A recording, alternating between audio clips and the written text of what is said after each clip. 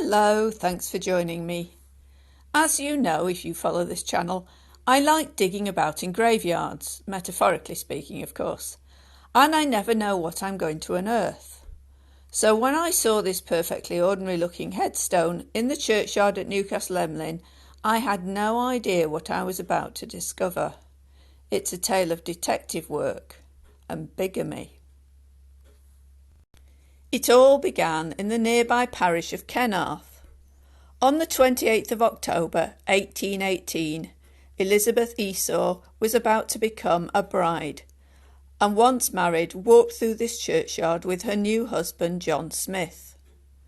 I'm sure both of them were happy, but the marriage was something they were both going to bitterly regret and which would blight their lives. The early years of their marriage are a bit obscure. At some point they seem to have been at Wellington in Shropshire as their eldest daughter Elizabeth was baptised there in 1823. They'd been married for 5 years by then, but they don't seem to have had any other children before Elizabeth, or at least none that survived early childhood. They then lived in Newcastle Emlyn for a time, but things went very wrong between them. In the 1841 census, Margaret's husband is no longer living with her. She was 45 then and living with her 85-year-old mother, Elizabeth Esau. Elizabeth, her daughter, 15, a son, George, 11, and another daughter, Margaret, 6. In the 1851 census, she was 55 and described as a widowed lodging house keeper, living with her daughters. Elizabeth, now Elizabeth Jones, as she'd married, a dressmaker, Margaret, 13, and Sarah, 10. But was she actually a widow?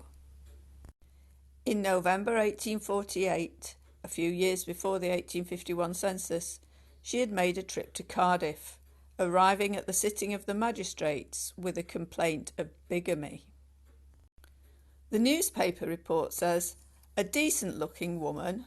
This comment says everything about the way people were judged in the mid-19th century. As a decent-looking woman, she might be taken seriously, otherwise not so much. A decent-looking woman entered the hall and requested that proceedings should be taken against her husband, John Smith, of Caroline Street, Cardiff. She said that many years ago she was married to the person above named in Kenarth Church, had resided with him at Newcastle Emlyn, that about 10 years ago he married another woman in Monmouth, with whom he now resides and by whom he has had children. Applicant is the mother of several children. The magistrates told her that she must apply at Monmouth as the offence was committed in that place. She said that she had no means to do so and declared that her distresses would compel her to apply to the relieving officer. It was very probably true that she couldn't afford another trip to get justice, but it was also a good tactic. By saying she would have to rely on the Cardiff parish for money, she hit the ball back into the Cardiff court.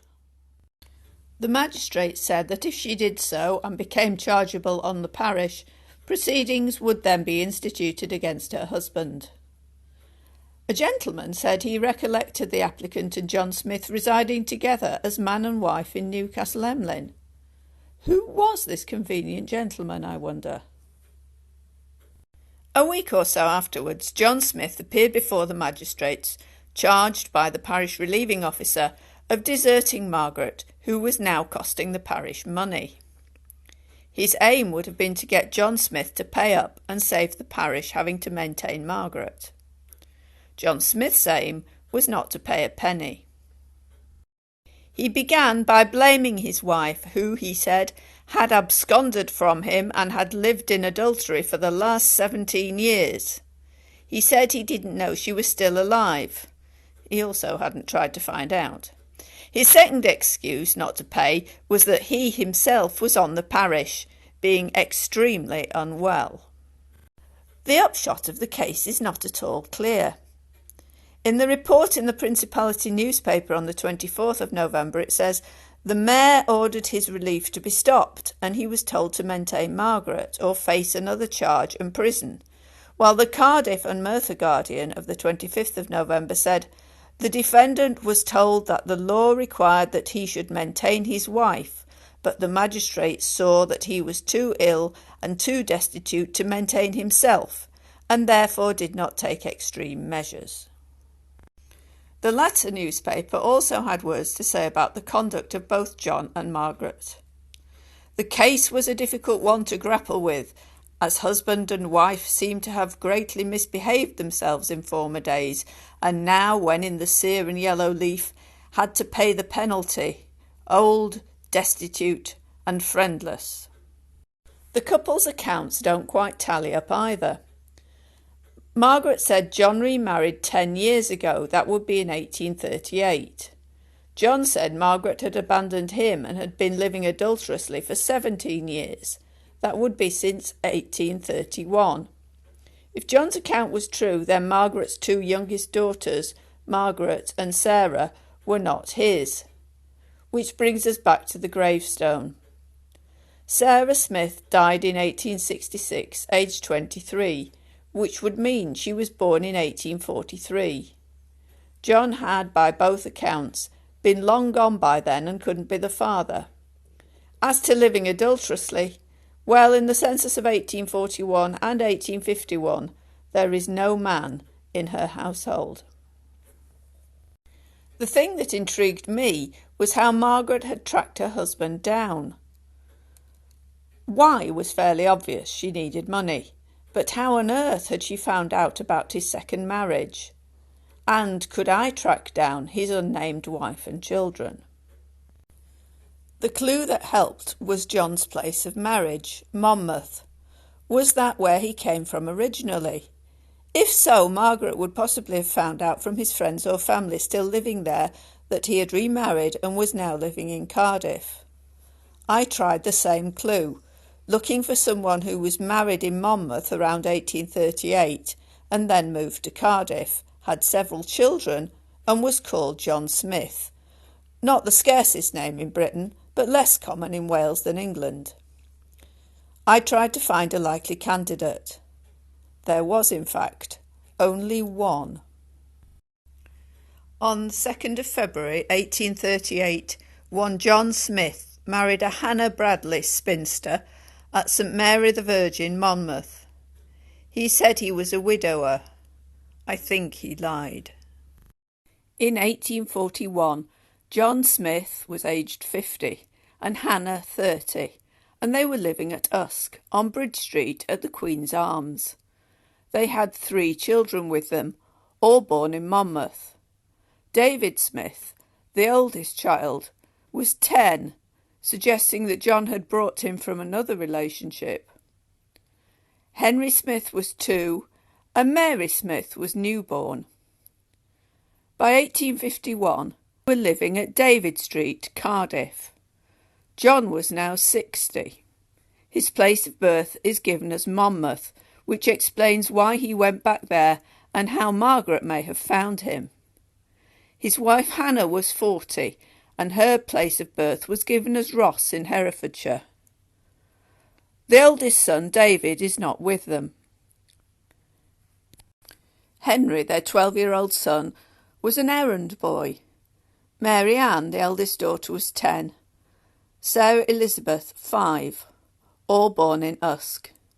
They had an infant daughter, Felicia Bradley Smith, born in Cardiff, and another daughter of the same name had been born in 1845 in Cardiff and had died 3 years later.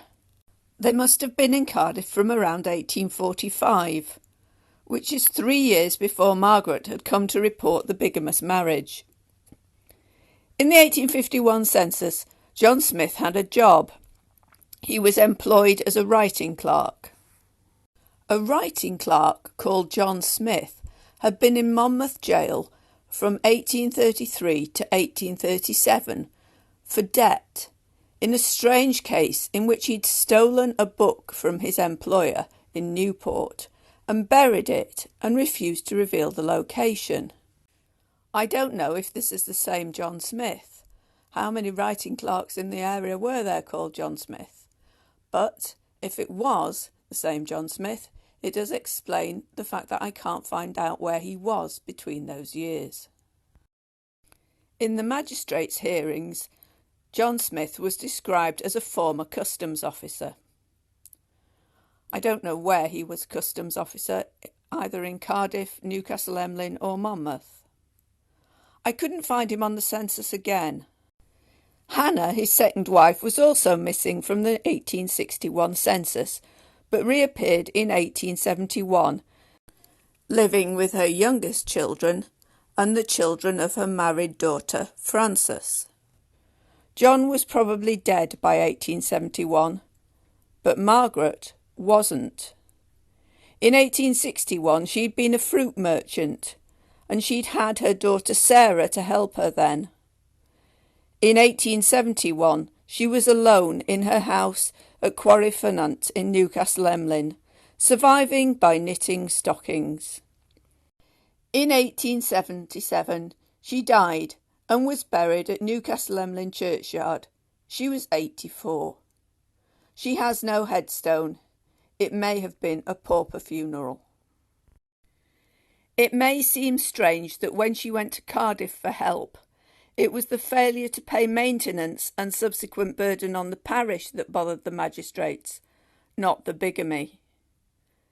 Bigamy was treated fairly leniently at this time because divorce was not an option for ordinary people.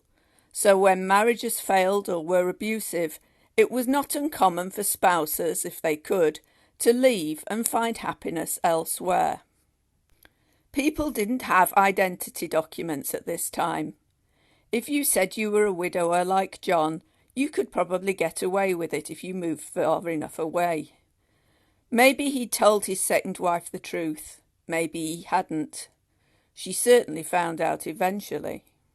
What drew my attention to the headstone of Sarah Smith, Margaret's daughter, and what led to the research behind this story was this. The headstone does not mention her relationship to anyone. Typically, a woman is described as someone's wife, sister, or daughter. Inscriptions on unmarried women's headstones usually have the name of both parents, or at least a father, something Sarah, who was almost certainly illegitimate, could not have had.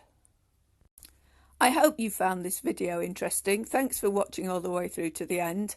Before you go, please remember to hit the like button, leave a comment if you like, and as always, thank you for watching.